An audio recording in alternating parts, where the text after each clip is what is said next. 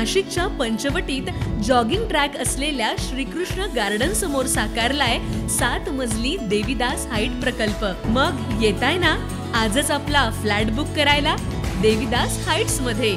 आमचा मोबाईल क्रमांक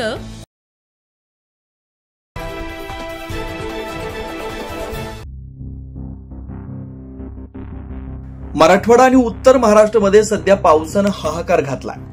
नाशिक जिल्ह्याचा पूर्व भाग असलेल्या चांदवड तालुक्यातील वडगाव पंगू, रापली, तळेगाव, रोही परिसरात सततच्या पावसामुळे काढणीला आलेल्या शेतपिकाचं देखील मोठ्या प्रमाणात नुकसान झालं असल्याचं पाहायला मिळत आहे। यामध्ये मका, बाजरी, सोयाबीन, तूर या पिकांचा अक्षरशः नासाडी झाली आहे। नगदी पीक असलेल्या कांदा व भाजीपाला देखील यातून सुटला नाही। त्यामुळे या अवकाळी पावसामुळे शेतकरी हा आसमानी संकटात सापडलाय।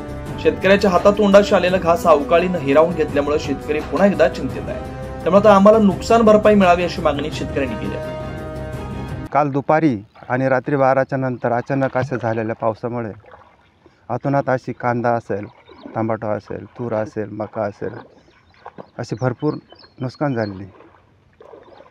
तर आम्ही सोसायटी असेल, महाराष्ट्र शासनाच्या सोसायटीचे किंवा बँकेचं कर्ज असेल, हे कसं भरायचं हे आमच्या डोळ्यापुढं अतोनात अशी फार वाईट परिस्थिती निर्माण झाली। सर कसं जगावं हाच आमच्या पुढे प्रश्न पडलेला। पावसामुळे आमचे जेवढे कांदे लागलेले होते त्याच्यामध्ये पूर्ण पाणी साचलेलं आहे, तुरीमध्ये पाणी साचलेलं आहे, मकामध्ये पाणी साचलेलं आहे।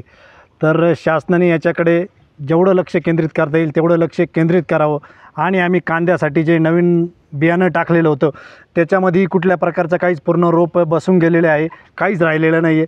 तर याच्याकडे सरकारने लक्ष केंद्रित करावं, जेवढे लक्ष केंद्रित करता येईल तेवढं लक्ष केंद्रित करावं। कारण साहेब शेतकरी मुलांच्यासाठी या ठिकाणी अडचण निर्माण झाली आहे। आणि रात्री 1:30 वाजता अतिशय भयंकर असा पाऊस झाला। रात्रीच्या लोकांना झोपा येत नव्हत्या साहेब। एकमेकाला फोन करून या ठिकाणी लोक एकमेकाची विचारपूस करत होते आणि अतिशय गंभीर परिस्थिती। साहेब मी शासनाला या ठिकाणी विनंती करतो की अतिशय भयानक या ठिकाणी या पूर्वपट्ट्यामध्ये नुकसान झालेले आहे। आता या ठिकाणी शेतकरी मदतीची अपेक्षित नाही आहे साहेब।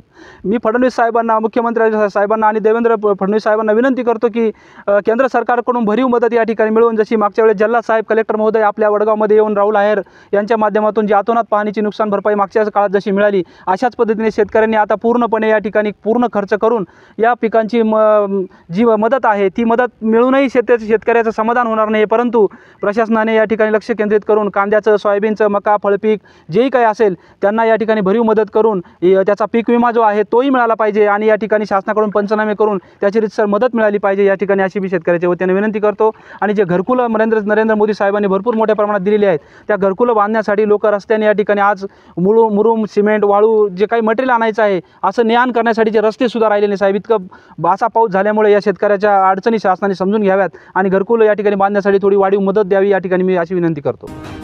सततच्या पावसानं तर राज्यभरात जवळपास 70 लाख हेक्टर पिकं पाण्याखाली गेलेत। या पिकांचं नुकसान झाल्यानं बळीराजा मोठ्या संकटात सापडला। त्याला नुकसान भरपाई मिळणं हे अत्यंत महत्त्वाचं आहे। तेव्हा तर राज्य सरकारकडून काही नुकसान भरपाई मिळणार का हे बघणं महत्त्वाचं ठरणार आहे। 9 न्यूज महाराष्ट्रासाठी प्रतिनिधी आम्रपाली बाग, नाशिक।